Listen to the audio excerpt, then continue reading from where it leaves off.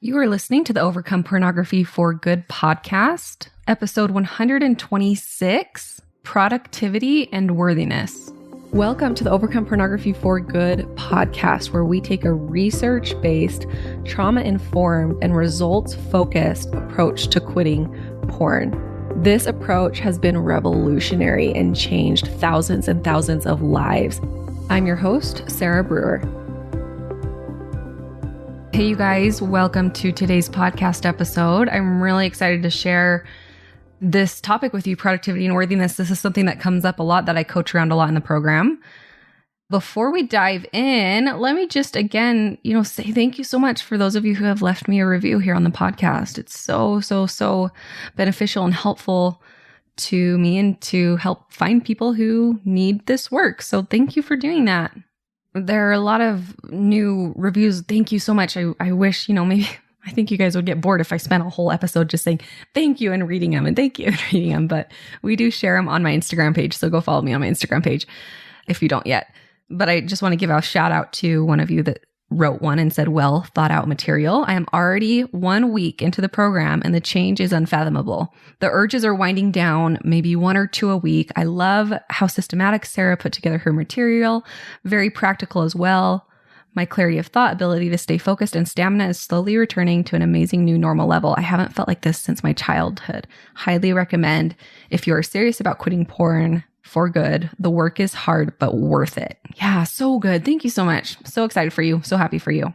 Oh, I also get emails, and my assistant will forward me emails that I get from y'all. So thank you for sending me emails too. And I had someone recently who emailed me and said he just made a funny note about me not pronouncing my T's, which if you've listened to the podcast for a while, like I was laughing at a review I got that said, great material, but I can't stand her because she doesn't say her T's or something like that. It wasn't those exact words. And it just made me laugh because I'm from Utah, and that was always a stereotype growing up that we laughed about, but I never noticed it because everyone around me probably does it as well. And this person who emailed me specifically pointed out the word important. He said, say the T in important, because otherwise it just sounds like important. Important. It sounds like you're saying porn. Important. So anyways, I'm going to keep working on my T's for you guys. So today I want to talk about productivity and worthiness. So many of us get our worth from our productivity. And this is especially true if you live in Western culture and in the United States or similar countries where we are so focused on achievement. And these messages, they get seeped into everywhere. You might notice that you get these messages from church. You might notice you get these messages from social media, from your family, from school, from moments growing up, that your worth is tied to your productivity. How good you are of a person is tied to what you get done or to what you accomplish. And I want to address this because this is something that can really become a problem if you want to quit porn. Here are just a few ways that I see this show up. There's buffering. So buffering is escaping negative emotion, right? Buffering from not feeling good enough because we didn't work enough. So let's say, you don't do anything all day and you can't even relax because in your mind the whole time you're just thinking, I should be doing this, I should be doing this, I should be doing this, I should be doing that. I need to get this done, I need to get that done. And it just, it builds up so much anxiousness that you buffer from it because it's just too much. And then you feel shame for not being productive. And then you buffer from the shame. It just, it creates this big ball of icky buffering activities. Okay. So that's one reason that it's a really big problem is, you guys have heard me say this. Have I drilled this into you enough? You can't quit porn unless you feel worthy. And so we can't base our worthiness off of our actions or whether or not we've quit porn yet. Otherwise, you're just going to get stuck in this loop, in these shame cycles. You're not going to be able to hate yourself into changing. You're not going to be able to talk sternly to yourself enough in order to change yourself. And I promise you, if you're waiting to quit porn to feel good enough, You're going to quit porn, and then you're going to find another reason to not feel good enough.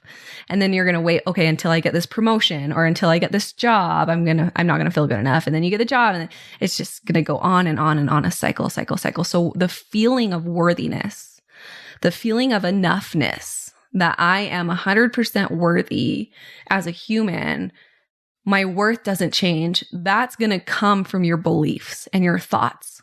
This is where religion can be really helpful if the religion you grew up in taught you these beliefs and it's just like ingrained in you. You're like, yes, because I am a divine being, I am just worthy. Sometimes those messages in religion get a little sticky and we have to re-look at our beliefs in order to start to develop and cultivate this feeling of enoughness. I'm enough, even if I don't get stuff done, even if I'm not productive, because it's not either shame or justification. It's like, think of this continuum, right? On one side, we have shame. On the other side, we have justification. A lot of people think if I'm not shaming myself, I'm going to jump straight to justification. No, there's middle ground. There's middle ground that we want to cultivate here. Think about the actions that you take when you feel good enough. When you feel good enough, you take good action. It's when you feel like crap that you sit around and watch TV all day.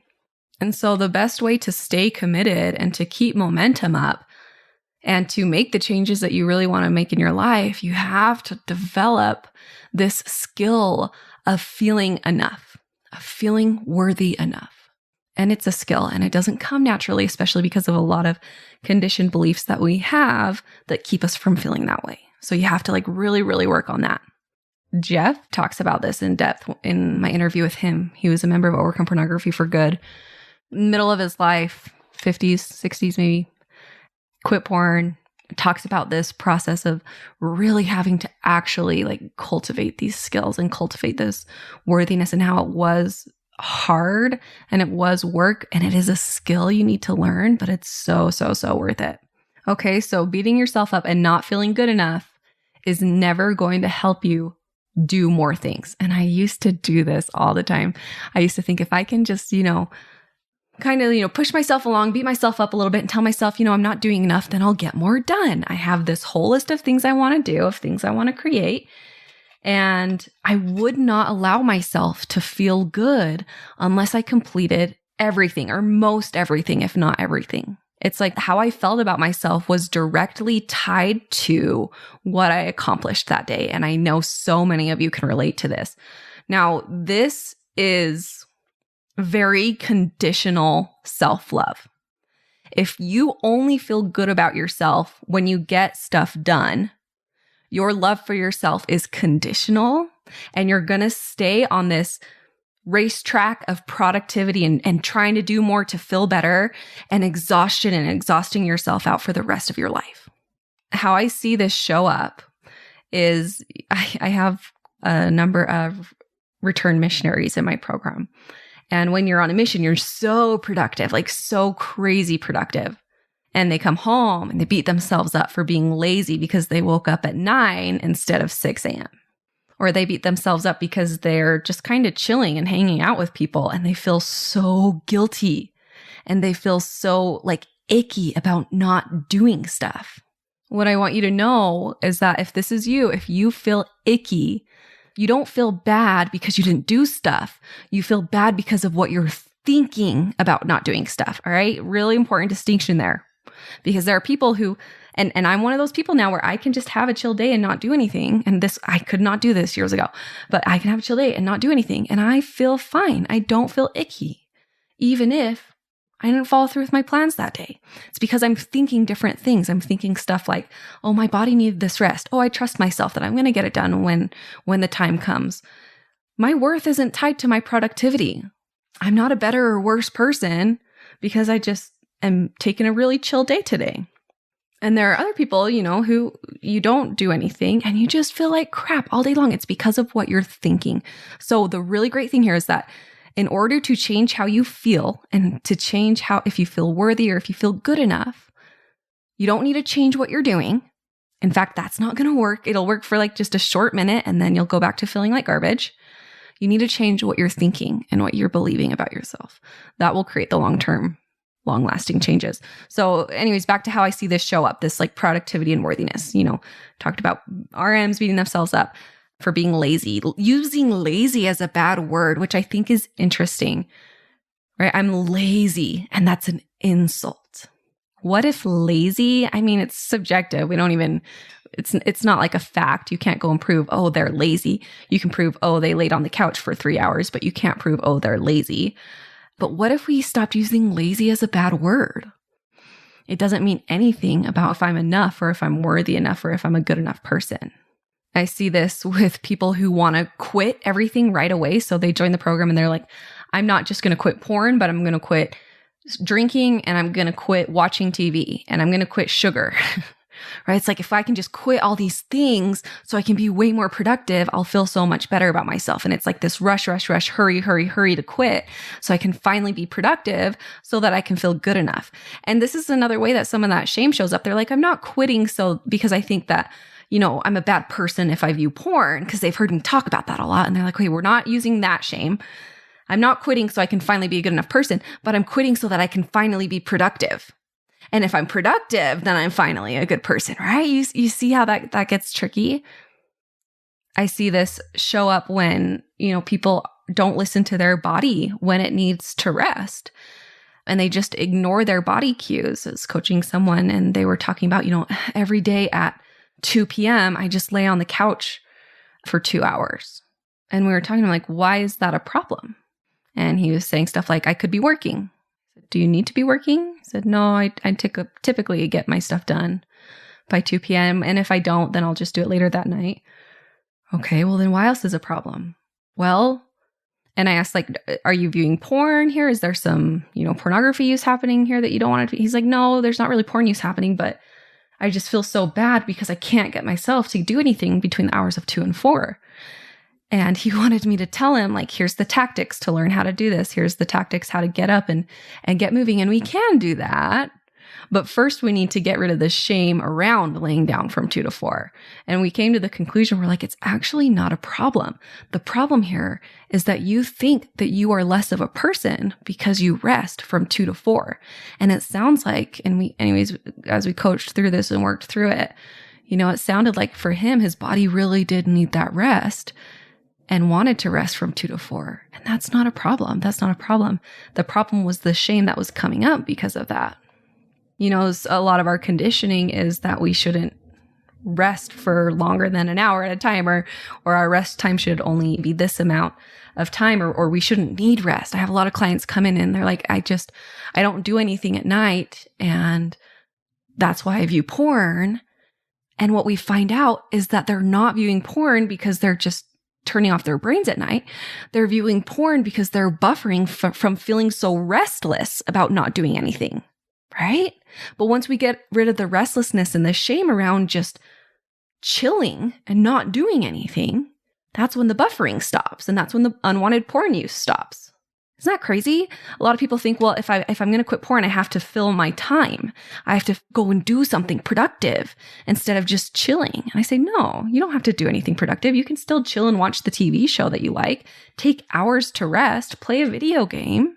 Just do it intentionally and allow yourself to have the rest that it needs so that you don't feel so restless and anxious that leads you to buffer and leads you to binge more and to watch more TV. Right? That's what happens too, is you allow yourself to start watching TV and you feel so bad about it that it creates a lot of stress and anxiousness in your body. And then you shut down and just watch TV so that you numb out from those feelings over and over and over again.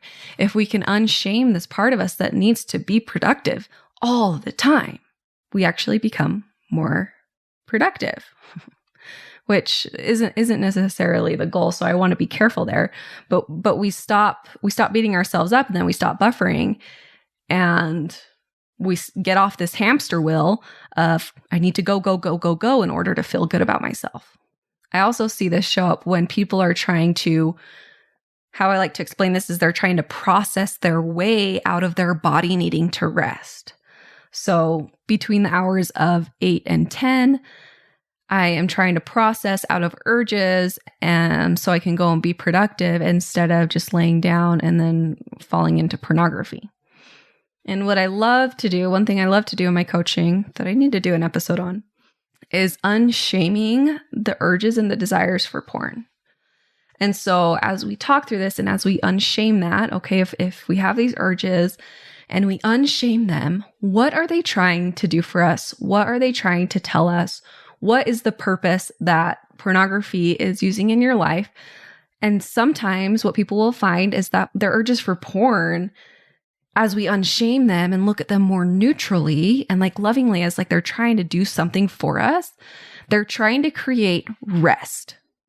And so as we do that, as we unshame that, and as we learn that maybe your urges are, and it's going to be different for everyone. This is just like one example, right? Your urges are teaching you and telling you that like you need some rest. And this is just how your brain and body has gotten used to resting. We can take that and be like, thank you for telling me this, and rest in a different way instead of trying to process our way out of needing rest. Do you hear what I'm saying? Let me say it again in another way just to reiterate this point. Sometimes people will try to process their way out of needing rest instead of allowing themselves the rest that they need. Now, that doesn't mean that you need to go and rest with porn. There are so many other ways to rest and relax and rejuvenate. And if you want to quit porn, you can do that, but you have to listen to your body and what your body needs. And guess what? Our bodies can't go 1,000% all the time. They just can't. And so listening to that, unshaming that urge, what is it telling me? It's telling me that I need some rest. I'm going to go take some rest. I'm going to allow myself to just relax for 2-3 hours, however long I need to, 2-3 days, right? Whatever. It doesn't matter because my worthiness isn't tied to my productivity. I can rest as long as I need it, as long as I want it, because my worth isn't tied to my productivity anymore. And then allowing yourself to do that in a way that aligns with your value system instead of trying to like process their way out of needing that rest. You know what I used to do? I used a train example. So I used to go and go and go. It was like I was on a train and the train was going up a hill and I would add more stuff and do more stuff and process my way out of needing rest and go and go and go and go. And it was like going faster and faster and faster and faster until it's going so fast it starts to get wobbly. And then eventually it just, crashes. It rolls over, it rolls off the track, and I crash and burn for a little bit. And then I would just be incapable of doing anything for like a week. And then I would beat myself up because I wasn't doing anything because my body was exhausted and my anxiousness was exhausted from trying to be productive all the time. And then I would finally get on the train again and I would just do that again, go and go and go and go, faster, faster, faster, faster, faster, wobbly, wobbly, crash and burn, exhaustion. And in that cycle, I was so much less productive than I am now, which is, really listening, really having rest, saying no to a lot of things, and not getting my worth out of how productive I am. Okay, so I hope you see how this shows up. I hope you see how this is a problem and how this creates more porn use, how it creates shame, how it creates just these really icky cycles of burnout. And your next question might be, okay, but how do I actually change this belief? And this is where the work comes in. This is where you really have to sit down. You have to discover, right? These are the 3 steps. Number 1, discover what those specific beliefs to you are. I'm only worthy if I'm productive, because what does it mean to be productive? What does it mean to be lazy? Like your specific beliefs. Number 2, you ask yourself if you're willing to be wrong about them. And you find new beliefs. You find new ways of thinking about it. You find new evidence for it. So your brain right now is finding lots of evidence for you're only worthy if you're productive. And so when I say that, right, you're going to be like, yeah, because my cousin just sat on the couch his whole life and he was a crappy father, or because this person I know was lazy and they had a horrible life because they're lazy. You have tons of evidence for it. So you have to be willing to be wrong about that and then find new evidence for these beliefs. And then number 3 is you practice, practice, practice, practice. What you're doing is you're creating new neural pathways in your brain. So creating new beliefs. The beautiful thing about our brains is that they are malleable and you can change what you believe. You really can.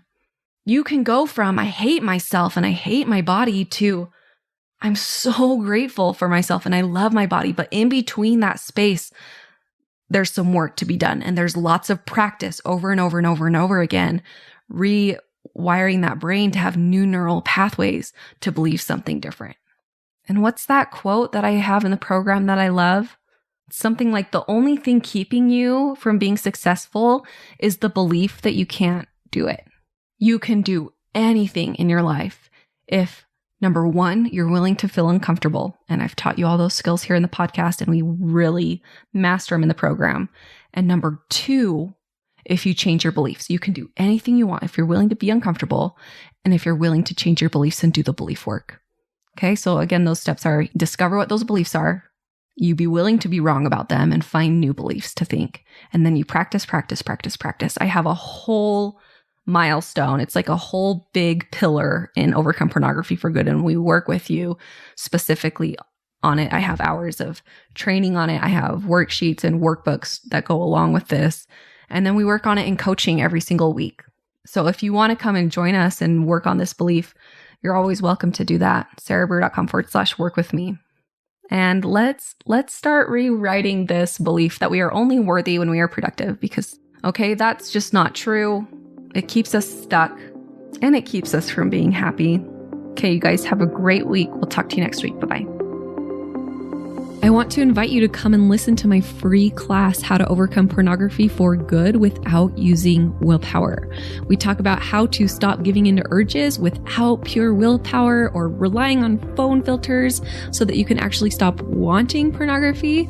We talk about how to stop giving up after a few weeks or months. And spoiler alert, the answer isn't have more willpower. And then lastly, we talk about how to make a life without porn easily sustainable and permanent. If you're trying to quit porn, this class is a game changer. So you can go and sign up at sarahbrewer.com/masterclass, and it is totally free.